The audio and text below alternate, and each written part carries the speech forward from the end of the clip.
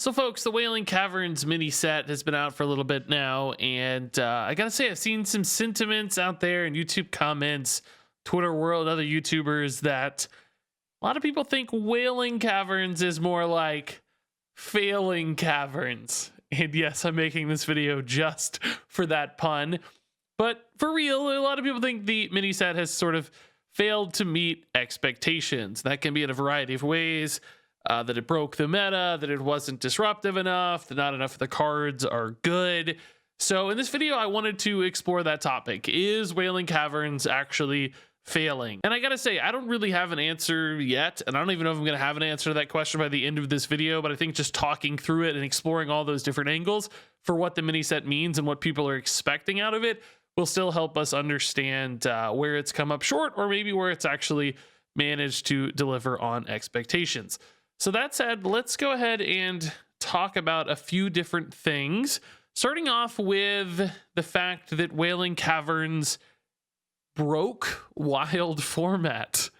Now, I'm clearly not the world's foremost Wild expert, but a lot of people who play Wild have expressed some enormous frustrations with Stealer of Souls and its ability to just absolutely steal games from you. Maybe its name was appropriate. In Wild format, with just crazy pop-off turns that either just instantly win via win conditions like Mechathune or sometimes Alexstrasza, or just overwhelm the board so hard, so early in the game that your opponent never has a chance to recover. And this is namely in combination with Violet Illusionist, so that you can play Stealer of Souls and a card like Backfire to start drawing through your deck a ton. As soon as you have a Violet Illusionist, you can drop that down and continue drawing cards at zero cost, because you won't be taking damage. That means you can draw to a win condition like that Mechathune, or just play a bunch of like Molten Giants or big cards, whatever might be, seal it off with a Loatheb, etc. And it feels pretty hopeless as an opponent, I'm sure, to stare that down and really have no way to interact with what your opponent's doing. So not only fairly strong, but also just really unfun to play against, because it's like you're just staring at a wall with no options to do anything at all. Now, I did take a look at the data on HS Replay. It doesn't look like Warlock has the highest win rate decks in Wailing Caverns. There are still some things that seem to just get out faster and win the game, like Demon Hunter or Mage. But it's still a very strong deck, and it's a very popular deck because it's just so decisive and definite in its win condition, and that's still a huge problem. You don't want people having these terrible non-interactive experiences. Now, the crazy part is this is very reminiscent of what happened with the Dark Moon Races mini set as well last time around. Remember, we got the card Hysteria, which opened up in OTK with Wretched Tiller, where you could basically make the Wretched Tiller attack an infinite number of times if you made it immune. And that got crazy nerfed, making Hysteria only affect enemy minions. So Blizzard reacted pretty quickly to that one. They have not seemingly reacted quite as quickly to Stealer of Souls. And in fact, I wonder if they think it's even as significant an issue. We haven't heard a word on this one yet. And that sucks. It certainly feels like Wild is often kind of left out and not considered super important from a balance standpoint. Blizzard has really said in the past they just kind of want to let Wild do its thing, and they don't want to micromanage it too often, just when things get totally broken like Wretched Tiller. I don't know if Stealer of Souls has reached that threshold where it feels like Blizzard needs to pay attention. And that's unfortunate if you're a Wild player. If you're not having fun in the Stealer of Souls meta, I don't know what to tell you. I think, your expectations for what Wild should be might be different than what Blizzard's expectations for Wild should be. And that sucks. There's no other way to get around it. I think Blizzard needs to be careful that Wild players just don't totally abandon the game. Certainly, they're a valuable asset to the community. So I hope Wild gets at least a modicum of adjustments, and perhaps Stealer of Souls gets adjusted, or maybe something to do with Violet Illusionist and immune plays. There's a few different ways to fix this problem, but both of the problems actually dealt with immune in one way or another. So maybe that's a keyword that needs another look. And you got to be careful with printing immune cards in the future. But yeah, I mean, from a Wild balance standpoint, it definitely feels like Wailing Caverns absolutely ruined things for a lot of people. So next up, I want to talk about meta disruption and whether or not Wailing Caverns really changed the Hearthstone meta. Because I think that's, for me, a big goal. When we get new cards dumped into the system, I want to see things change. I don't want to have the exact same experiences I was having before. And there has definitely been a meta disruption with the release of Wailing Caverns, because we've seen Paladin fall pretty notably in the meta rankings. Paladin had like the top few decks prior to Wailing Caverns, and now it's like tier 2, tier 3 instead of being the top of tier 1. But I don't know if that's necessarily as attributable to Wailing Caverns or the nerfs we got for Paladin that released simultaneously to Wailing Caverns. Both First Day of School and Hand of Adol got nerfed, and that may have been enough to drive Paladin down. I think it was probably like 80% the nerfs and 20% new cards, and other decks like Death Rattle Demon Hunter getting stronger and moving their way up, and certainly Aggro Shaman and Elemental Shaman moving their way up. The combination of those two things probably created the meta disruption that we're seeing. Now, that said, I would still argue it's a pretty minor meta disruption. All of the decks that are currently being played at a high level existed in some fashion or another before.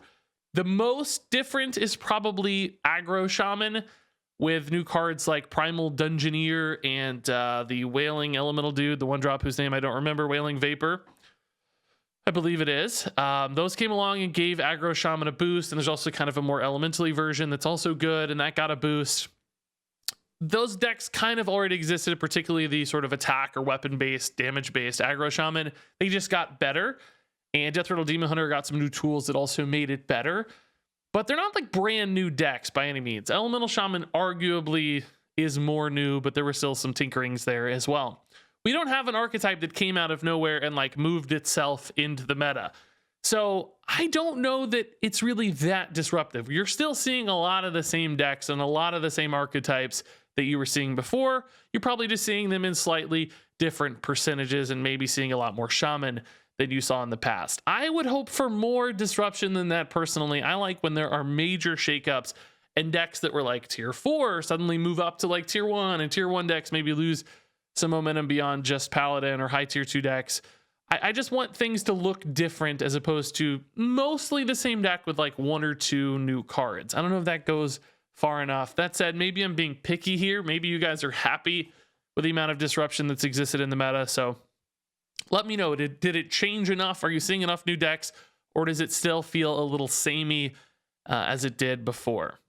So next up, I want to talk about some of those archetypes that it seems like Blizzard wanted to support or wanted to push into the meta, but didn't quite get there, meaning the cards that were printed in the mini set so far have failed. Now, it doesn't mean they're always going to be bad. You know, they can get future support, and they're just kind of planted there now as a foundation to play on later. But it still sucks if you're like a mage person and you got 3 mage cards that are just totally garbage. Like, that's not a great experience, right? And we got 3 mage cards that are supposed to support a sort of freeze mage or a frost mage, I'd almost call it, package with tempo stuff like Flowcaster, where it's all about freezing and then counter tempoing, and same with Frostweave Dungeoneer, getting all these 1/1 freezers out.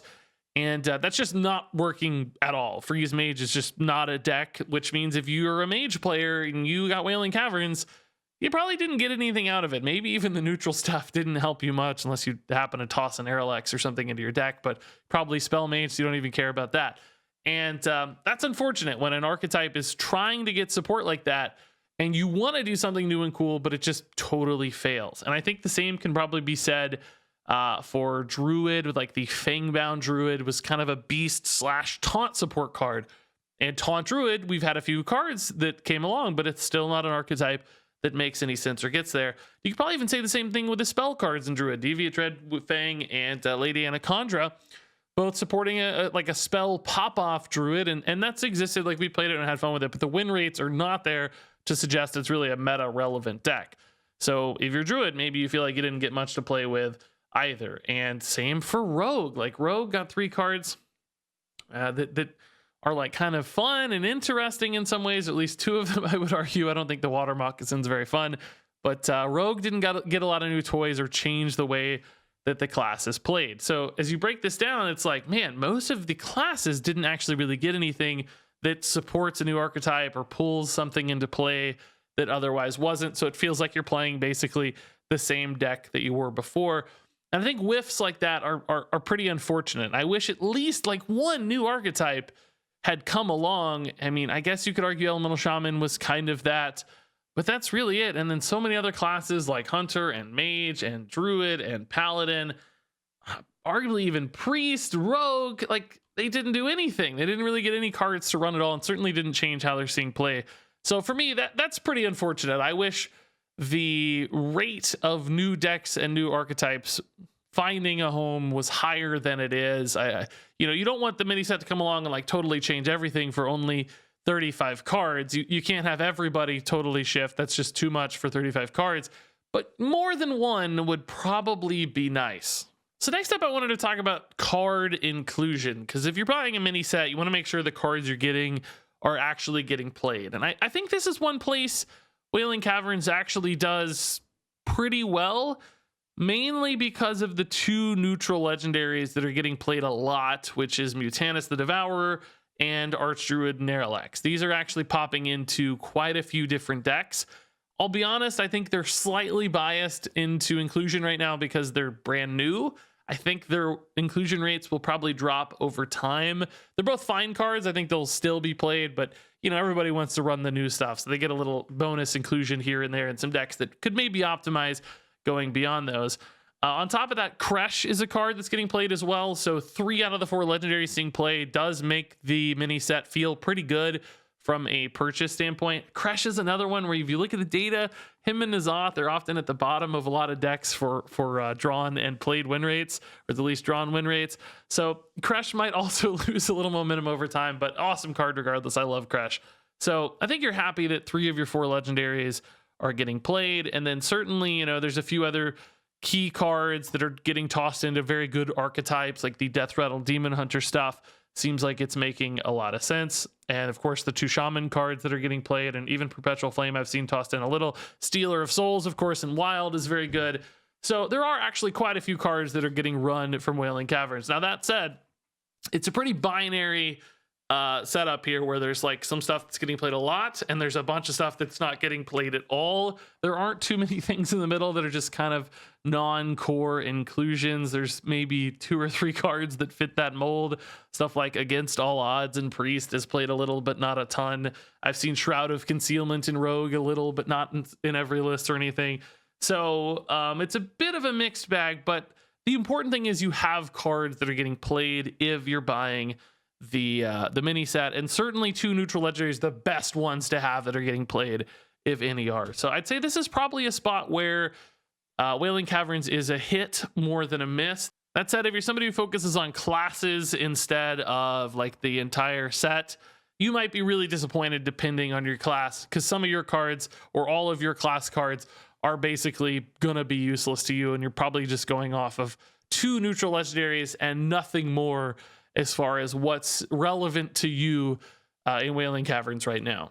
So the final topic here is fun. Is Wailing Caverns enjoyable? Like, are the cards and the designs unique and interesting, and do they do cool stuff? Because I think really, you're playing a video game. At the end of the day, fun is what matters most. And for me, I don't think it's a super fun set. I think Mutanus is a really fun card. Eating your opponent's stuff, playing this giant Murloc, that's really, really fun. That's cool. I think the adventurers are actually sort of neat. Just like, what random adventurer am I going to get this time? I think that's pretty fun.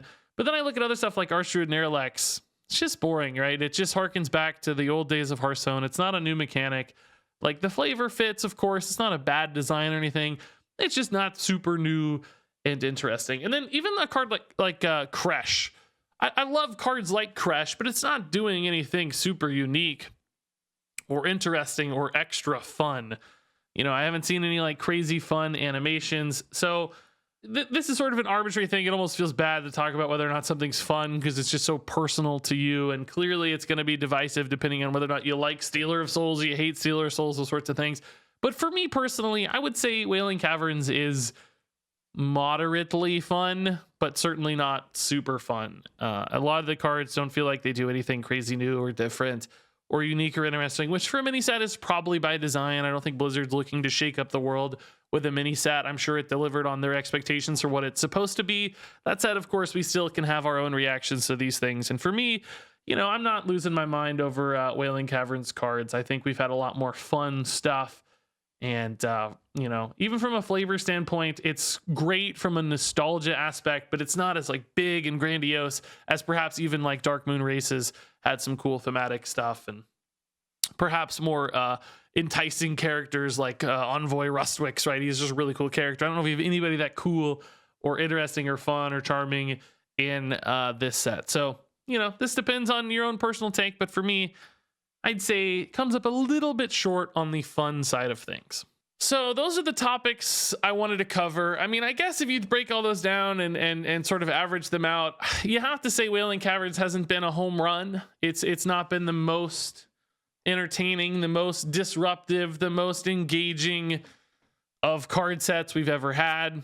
But I don't know if I'd go so far to call it a failure. In some ways, it's a failure because if it's ruined a format like Wild Format, if people are just absolutely hating Stealer of Souls, I guess you kind of have to acknowledge that's a bit of a failure on that individual element. I don't think the whole set's a failure necessarily, but it's not a great success either. I think it's just average, and that's probably okay. You know, I obviously wish it were better. I wish there were more cool new decks that were viable. I wish there were more content opportunities for making neat new archetypes. Those sorts of things are important to me personally, but I wish the meta was a little more disrupted and new decks popped in. All of that's true, but I don't feel like I'm having a terrible time or anything. I think I'm naturally biased to enjoy things fairly well, just if they're okay. And I think Wailing Caverns is okay. I just wish Wild Format in particular were saved from the Stealer of Souls problem. So I guess I'll just turn it back to you. Do you think Wailing Caverns has been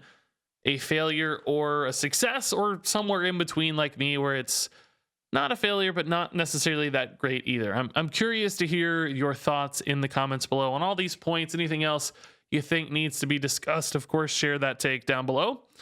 In the meantime, though, thanks much for watching, and until next time, game on.